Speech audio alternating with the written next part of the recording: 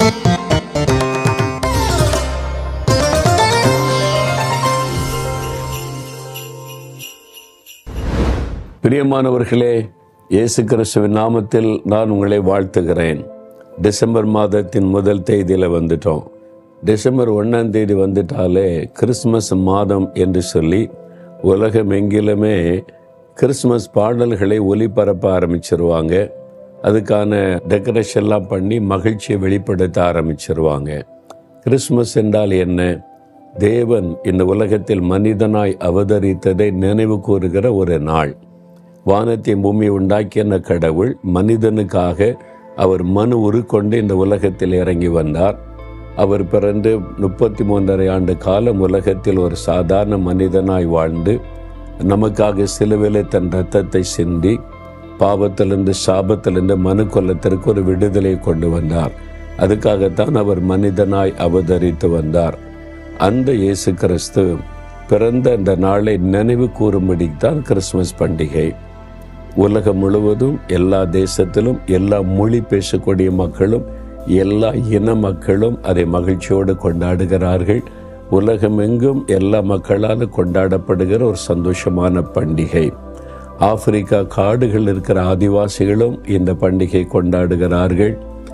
America தேசத்தின் பெரிய பட்டணத்தில் இருக்கிற செல்வந்தர்களும் இந்த பண்டிகை கொண்டாடுகிறார்கள். சாதாரண ஏழை எளிய மக்களும் மகிழ்ச்சியோடு கொண்டாடுகிறார்கள். எல்லா மொழியிலும் அவரை ஆராதிக்கிறாங்க. எல்லா இனத்திலும் அவரை ஆராதிக்கிறாங்க. ரஷ்யாவில், சீனாவில், இங்கிலாந்தில், அமெரிக்காவில் மட்டுமல்ல, இப்படி உலகத்தின் எல்லா நாடுகளிலும் அமேசான் காடுகள் இருக்கிற அந்த ஆதிவாசி மக்களும் கூட தான். எல்லாரும் இந்த மகிழ்ச்சியோடு கொண்டாடுகிற ஒரு பண்டிகை தான் இது. காரணம், இயேசு கிறிஸ்து ஒரு மதத்திற்குரிய ஆண்டவர் அல்ல, ஒரு மொழிக்கோ இனத்திற்குரிய ஆண்டவர் அல்ல, சர்வலோகத்தின் ஆண்டவர், உலகத்தின் இரட்சகர் என்று அவரை குறித்து சொல்லப்படுகிறாரு. சரி, அவர் இந்த உலகத்தில் வந்தது நல்லதுதான். அதனால எனக்கு என்ன ஆசீர்வாதம் நினைக்கிறீங்களா?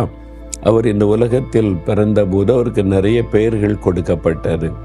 அதில் ஒரு பெயரை நாம் இன்றைக்கு தியானிக்க போகிறோம். ஏசாயா 9:6 நமக்கு ஒரு பாலகன் பிறந்தார், நமக்கு ஒரு குமாரன் கொடுக்கப்பட்டார். நமக்கு, உங்களுக்கு, நமக்காகத்தான் அவர் ஒரு பாலகனாக உலகத்தில் அவதரித்தார். அவருடைய நாமம் அதிசயமானவர். முதலாவது சொல்லப்படுவது அதிசயமானவர். ஆலோசனை கர்த்தா, வல்லமுள்ள தேவன், சமாதான பிரபு, பல பெயர்கள் அவருக்கு இருக்கிறாரு. ஆனால் அதிசயமானவர். அவருடைய பிறப்பு அதிசயம், அவருடைய வாழ்க்கை அதிசயம், அவர் போகிற இடமெல்லாம் அதிசயங்கள் அற்புதங்கள் நடைபெற்றது. அவருடைய மரணம் அதிசயம், உயிர்த்தெழுதல் அதிசயம், எல்லாமே அதிசயம்தான். அவர் அதிசயங்களை செய்கிற தேவன். இன்றைக்கு உங்களுக்கு ஒரு வாக்கு கொடுக்கிறார். மீகா 7:15 மீகா 7:15 உன்னை அதிசயங்களை காண பண்ணுவேன் என்று சொல்றார். ஏசு அதிசயமானவர் தானே. அவர் சொல்லுகிறார், என் மகனே, என் மகளே, உன்னை அதிசயங்களை காண பண்ணுவேன். ஏதோ ஒரு அற்புதத்தை எதிர்பார்த்து ஜெபித்து சோர்ந்து போயிட்டீங்களா? வருஷத்தின் கடைசி மாசத்துக்குள்ள வந்துட்டோம், இன்னும் நடக்கலைன்னு நினைக்கிறீங்களா? இன்னைக்கு சொல்றார், உன்னை அதிசயங்களை காண பண்ணுவேன். எந்த மாதிரி அதிசயம் அப்படின்னா, அதில் சொல்ல, நீ எகிப்து தேசத்திலிருந்து புறப்பட்ட நாளில் நடந்ததை போலவே உனக்கு அதிசயங்களை செய்வேன் அப்படின்றார். எகிப்தின் அடிமைத்தனத்திலிருந்து இஸ்ரேல் மக்களை ஆண்டவர் விடுதலையாக்கி கொண்டு வந்தார்ல, அந்த நாட்களில் நிறைய அதிசயங்களை ஆண்டவர் செய்தார். அதே விதமான அதிசயம் உனக்கு செய்வேன் அப்படின்னு சொல்றார். என்ன அதிசயம்? அது நிறைய இருக்குது. ஒரு 3 காரியத்தை உங்களுக்கு ஞாபகப்படுத்துகிறேன். முதலாவது, கடலை 2ஆய் பிளந்து அதில் வழி உண்டாக்கினார். பின்னாலே பார்வோனுடைய சேனை எதிரிகள் துரத்தி கொண்டு வர்றாங்க. முன்னேறி போக வழியில் கடல் மறித்து கொண்டு இருக்கிறது. எப்படி இதை கடந்து போக முடியும்? செங்கடலை கடந்து போக முடியும்? ஆண்டவர் ஒரு அற்புதம் செய்கிறார். கடலை 2ஆக பிளந்து அதுக்கு நடுவில் வழி உண்டாக்கி அக்கறைக்கு போகும்படி ஆண்டவர் செய்கிறார். அப்போ வழி இல்லாத இடத்தில் உங்களுக்கு வழி திறப்பார். அது அதிசயமாய் நடக்கும். யாரும் எதிர்பாராத விதத்தில் நடக்கும். உங்களை அதிசயத்தை காண பண்ணுவார். அடுத்து, அவங்க தண்ணீர் இல்லாமல் தாகத்தோடு நடக்கிறாங்க. கிட்டத்தட்ட 30 லட்சம் மக்கள், அவங்க பெரிய கூட்டம், குடும்பமாக வர்றாங்க. மாறா என்கிற இடத்துக்கு வந்தால் தண்ணீர் இருக்கிறது, குடிச்சு பார்த்தா கசப்பாக இருக்கு, தாகம் தீர்க்காது, வாயில் வைக்க முடியாது. என்னடா அது தாகத்தோடு வந்த தண்ணி கசப்பாக இருக்குதுன்னு உடனே ஆண்டவர் மோசேக்கு ஒரு மரத்தை காண்பித்தார். அந்த மரத்தை வெட்டி அந்த தண்ணீரில் போட்ட உடனே அது மதுரமாய் மாறிவிட்டார்.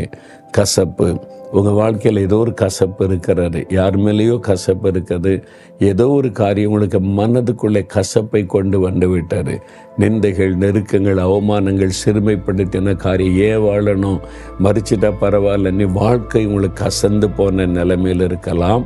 சிலுவை மரத்தை பாருங்க, அந்த மரத்தில் இயேசு கசப்பை ருசி பார்த்தார். நம்முடைய கசப்பு வேதனைகளை சிலுவையில் சுமந்து விட்டார். சிலுவை மரத்தை பார்த்தீங்கன்னா கசப்பு மதுரமாய் மாறிவிடும். அந்த அதிசயத்தை ஆண்டவர் உங்களுக்கு செய்வார், பயப்படாதங்க.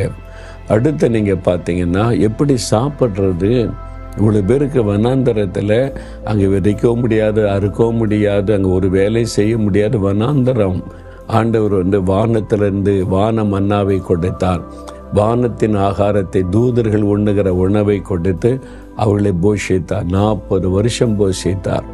எனக்கு பிரியமானவர்களே, சாப்பாட்டுக்கு என்ன பண்ண, நாளைக்கு என்ன பண்ண, அடுத்து என்ன பண்ண, இந்த தேவைக்கு என்ன பண்ண, பிள்ளைகளுடைய படிப்புக்கு என்ன பண்ண, திருமணத்துக்கு என்ன பண்ணன்னு கலங்குறீங்களா? அதிசயத்தை பார்ப்பீங்க. வானத்தை பூமி உண்டாக்கின கர்த்தரிடத்திலிருந்து உங்களுக்கு ஒத்தாசை வரும்.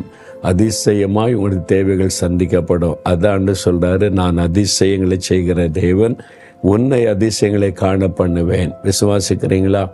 உண்மையாக விசுவாசித்தீங்கன்னா இயேசுவை, ஏன் வாழ்க்கையில் இந்த பிரச்சனை இருக்குது, இந்த தடைகள் மாறணும், இந்த கசப்பான சூழ்நிலை மாறணும், தேவைகள் சந்திக்கப்படணும், ஒரு அதிசயம் செய்யுங்கன்னு கேளுங்க. இன்றைக்கு அற்புதம் நடக்கும். ஜெபிக்கிறீங்களா? தகப்பனே, இந்த மகன் இந்த மகளுக்கு அதிசய செய்ய வாக்கு கொடுத்தேன். இவர்களுக்காக நான் ஜெபிக்கிறேன்.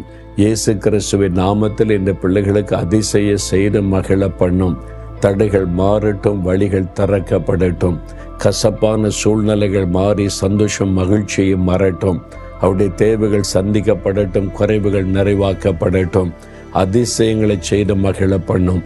இயேசுவின் நாமத்தில் ஜெபிக்கிறோம். ஆமேன், ஆமேன்.